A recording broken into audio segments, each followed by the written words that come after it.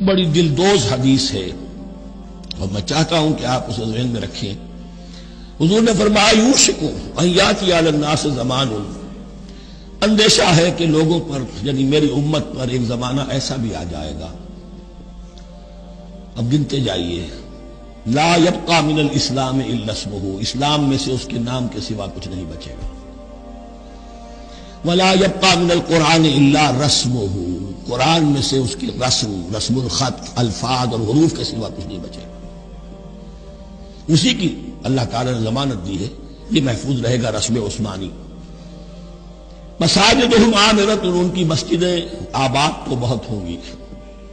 وہی خراب من الہدی، ہدایت سے خالی ہو جائے گی. یہ خراب کے لفظ سے ہی خراب من الہدی. وعلماؤہم شر الناس تحت ادیم السماء، اور ان کے علماء آسمان کی چھت کے نیچے کی بدترین انسان ہیں.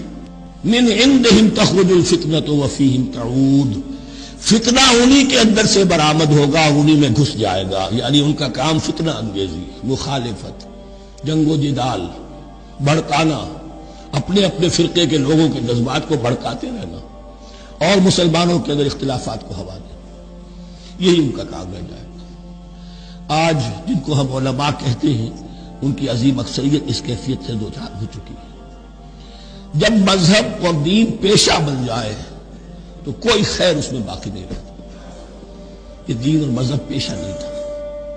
اسلام میں کوئی پیشوائیت نہیں، اسلام میں کوئی پاپائیت نہیں، اسلام میں کوئی برہمنزم نہیں.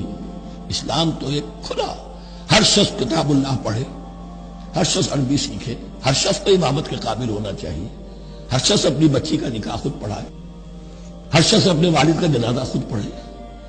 یہ جو ہم نے پیشہ بنا دیا ہے اور پھر انہیں پیسے دیتے، ظاہر بات ہے کہ پھر اس پیشے کے اندر تو پیشے میں عیب نہیں، رکھیے نہ فرہاد کو نام.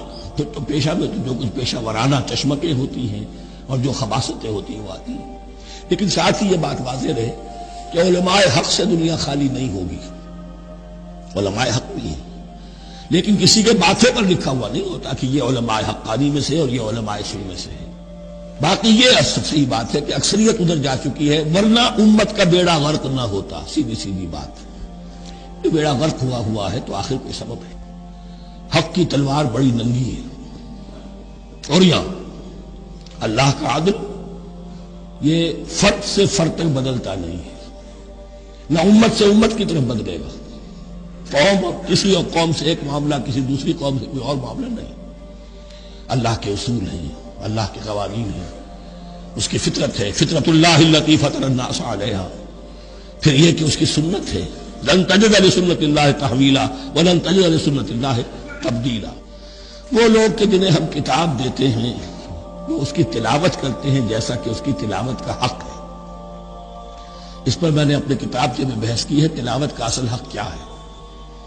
مسلمانوں پر قرآن مجید کے حقوق نامی کتاب ہے. لیکن ایک بات جان لیجئے کہ تلاوت کا لفظ جو قرآن کے لیے قرآن نے اختیار کیا یہ بڑا ذو معنیین ہے. تلا یتلو ہم اسے بھی کہتے ہیں پڑھنا، اور تلا یتلو کسی کے پیچھے پیچھے چلنے کو کہتے ہیں. والشمس وضحاها والقمر اذا تلاها، سورج کے بعد پیچھے آتا ہے چاند. تو یتلو کے معنی کیا ہے؟ When you are reading the book, you are following the text. بعض لوگوں کو دیکھا ہوگا انگلی ان کی چلتی ہے ساتھ ساتھ، وہ بیچارے زیادہ ماہر نہیں ہیں تو تاکہ نگاہ ادھر سے ادھر نہ ہو جائے، ایک سطح سے دوسری سطح پر نہ پہنچ جائے، انگلی بھی ساتھ ساتھ پھیرتے ہیں. تو فالوئنگ دی ٹیکسٹ. لیکن اس تلاوت کا اصل حق کیا ہوگا؟ جب آپ اس کتاب کو فالو کریں، اسے اپنا امام بنائیں، اس کے پیچھے چلیں، اس کا اتباع کریں، اس کی پیروی کریں، جس کی کہ دعا ہم کرتے ہیں وَاجْعَلْهُ لَنَا إِمَامًا وَنُورًا وَهُدًى وَرَحْمَةً.